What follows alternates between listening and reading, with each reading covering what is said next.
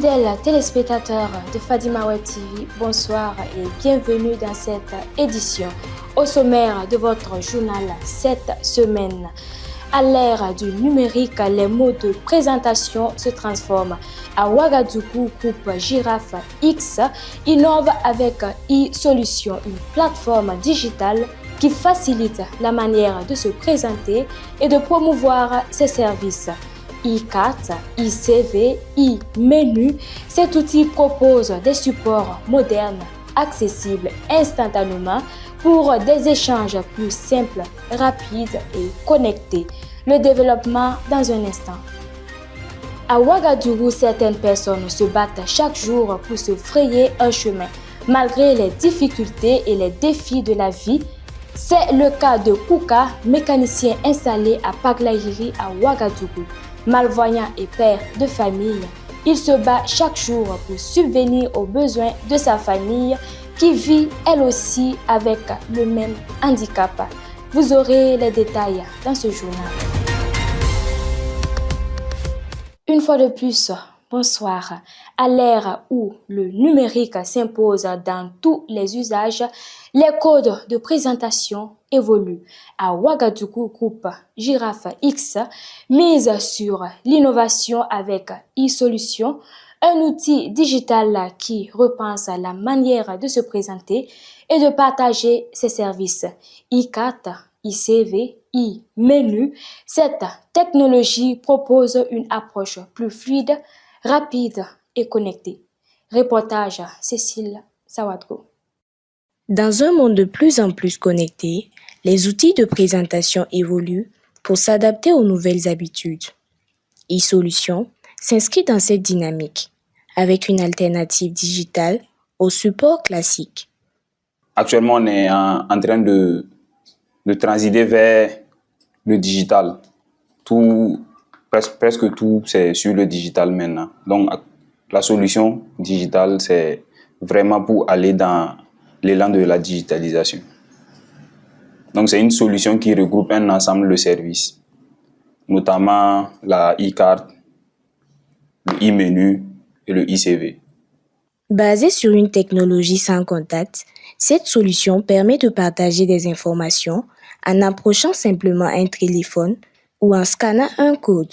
En quelques secondes, l'utilisateur accède à un profil, un CV ou encore des services proposés. Une utilisation simple, mais des possibilités multiples. Derrière cette technologie, plusieurs services sont développés pour répondre aux besoins de différents secteurs. Avec la e-carte, et lorsque vous êtes en train de networker, d'échanger au cours d'une conférence ou dans un environnement avec quelqu'un, il suffit seulement de badger la carte sur le téléphone et automatiquement on a les informations de la personne, ses différents réseaux sociaux, son portfolio, ce qu'il fait, tout peut être déjà sur ton téléphone. Tu peux également scanner et tu as tout sur ton téléphone. Un simple clic et tu enregistres tous les contacts, que ce soit les réseaux sociaux, tu peux directement envoyer un message. Pas besoin de dire mon numéro c'est le 70, on enregistre et puis on met, je sais pas, j'ai mis quel nom, non. Donc c'est un peu ça. Le CV, pour terminer, le CV également, c'est la même chose. C'est un CV qui est sur une carte ou bien qui peut être généré en ligne et tu te promènes avec. Que ton CV soit 10 pages, tu n'as pas besoin de mettre 10 pages dans ton sac pour te promener avec. Tu as ton CV sur ta carte, tu peux l'échanger avec n'importe qui à n'importe quel moment. Tu peux le générer en lien et puis l'envoyer à qui que tu veux. Et c'est actualisable. Tu as une nouvelle compétence demain, tu n'as pas besoin de pas dire photocopier 10 pages parce que tu as ajouté 2 lignes. Tu rentres seulement sur ton profil, tu fais l'actualisation et puis tu as ton CV.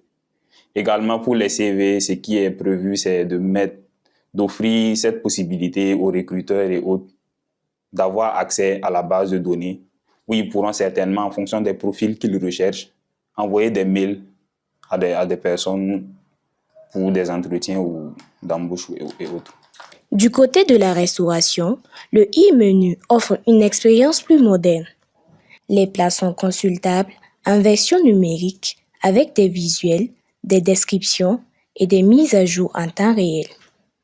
Je dirais que c'est une solution pour les Burkinabés, citoyens lambda, pour toute la population, Parce que la solution, c'est... Le digital n'est pas seulement que pour les professionnels, c'est aussi pour tout citoyen burkinabé. On le remarque à travers les réseaux sociaux. Il n'y a pas que les professionnels qui les utilisent à bon escient, il y a également la population tout entière qui l'utilise.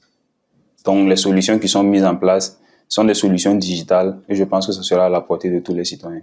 C'est pas comme si on nous laissait le choix de dire on va adopter le digital ou pas. On a remarqué que depuis plus de 5 ans, le Burkina, le gouvernement a un projet gouvernemental qui est de digitaliser pas mal de services dans l'administration publique. Voilà.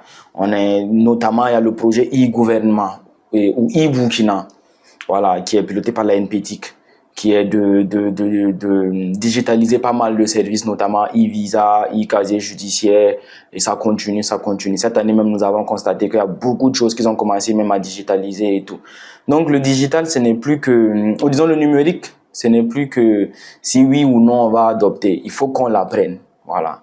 Avec e-Solutions, Giraffe X propose une solution adaptée aux usages actuels du numérique où rapidité, accessibilité et interactivité s'imposent progressivement. Dans un tout autre registre, l'émission Question d'existence s'est intéressée cette semaine au mariage empêché à cause des origines ethniques, une situation encore fréquente où les attentes familiales et les habitudes culturelles influencent fortement le choix de couple. Face à cela, une question se pose. L'amour doit-il céder devant ces barrières? La réponse dans un entretien avec le sociologue Nebnoma Basile Farga, compte rendu de Jamila Comparé. Dans le numéro précédent de l'émission Question d'existence, il a été question d'une réalité bien présente dans nos sociétés africaines. Ces mariages empêchés non pas par manque d'amour, mais en raison des appartenances ethniques. Mais à quel moment l'ethnie commence-t-elle à influencer le choix du conjoint? À tout moment, parce que c'est fondé déjà même dans ça. Déjà, il faut noter que ce n'est pas deux personnes uniquement qui se marient, c'est deux communautés qui se marient. Ce qu'il faut noter ici, la notion d'ethnie est déjà à la base même de l'identification. Parce que déjà, le mariage arrangé à l'époque était fondé sur des valeurs ethniques et des interdictions interviennent.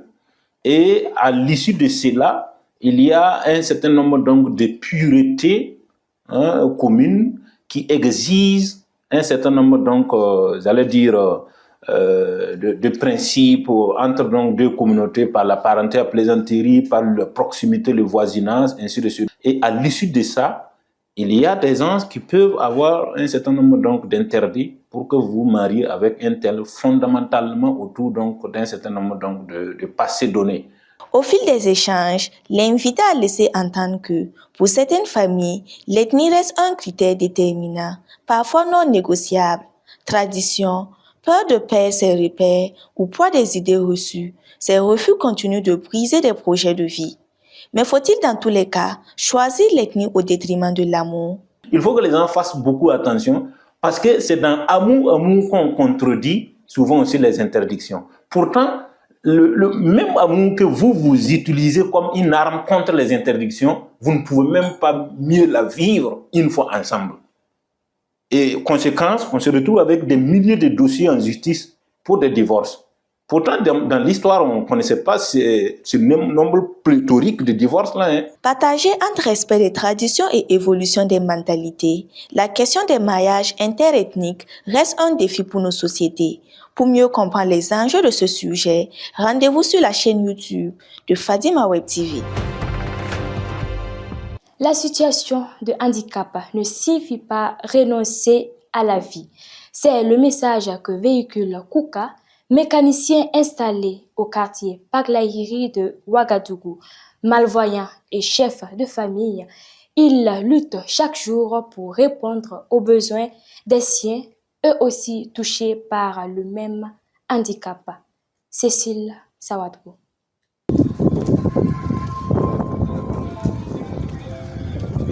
Âgé seulement de 36 ans, ce jeune mécanicien voit sa vie basculer lorsqu'il perd la vue à l'âge de 18 ans. Passionné par les moteurs et les pièces mécaniques, qu'il démontait et remontait dans l'atelier de son oncle, le destin du jeune Koka prend alors une autre tournure. Il a dû apprendre à vivre autrement, à se reconstruire, dans le silence et dans l'ombre. Si ce n'était pas l'œuvre de Dieu, je serais incapable d'expliquer la perte de ma vue. Je n'ai jamais souffert des yeux.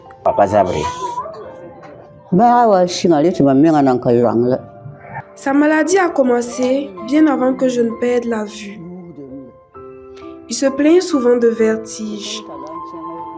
Je l'ai amené dans plusieurs hôpitaux jusqu'au jour où il a fini par perdre la vue.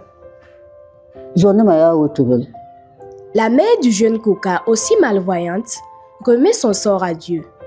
Être privé de la vue et savoir son fils dans la même situation est une preuve qu'elle ne saurait expliquer. Il a perdu la vue très jeune. J'ai fait de mon mieux, mais ce n'était pas de ma faute non plus. Ce que Dieu fait est bon. C'est moi qui prenais soin de lui et aujourd'hui, c'est moi qui suis malvoyante.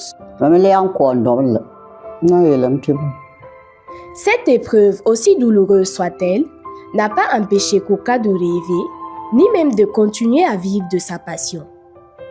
Aujourd'hui, père d'un enfant, il est marié à une jeune femme également malvoyante. Malgré son handicap, il est un exemple de résilience. Il continue de toucher des pièces, de les identifier au son et même à l'odeur. Et c'est avec ce métier qu'il parvient difficilement mais sûrement à joindre les deux bouts.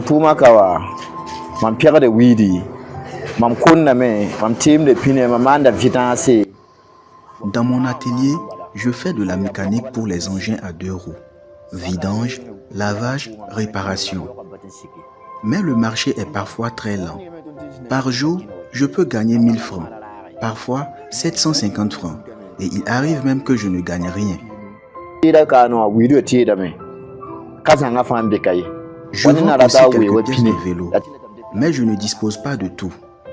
Il m'arrive par exemple de devoir prendre un taxi jusqu'au marché lorsqu'un client a besoin de changer un pneu. Une fois sur place, je compte sur la bonne volonté de passants pour me guider jusqu'à trouver la pièce avant de revenir à l'atelier. Je n'ai pas les moyens de constituer un stock. Le manque de matériel est l'une de mes plus grandes difficultés.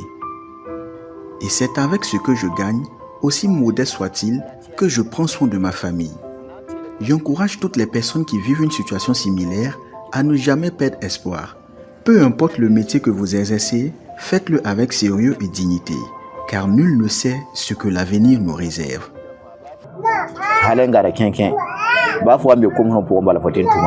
Aujourd'hui, Koka n'a peut-être plus la vue, mais il garde la vision, celle d'un avenir possible, même dans l'adversité.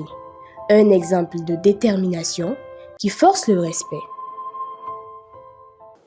Madame, Monsieur, ainsi s'achève cette édition. Merci pour votre attention. À très bientôt sur Fadima Web TV.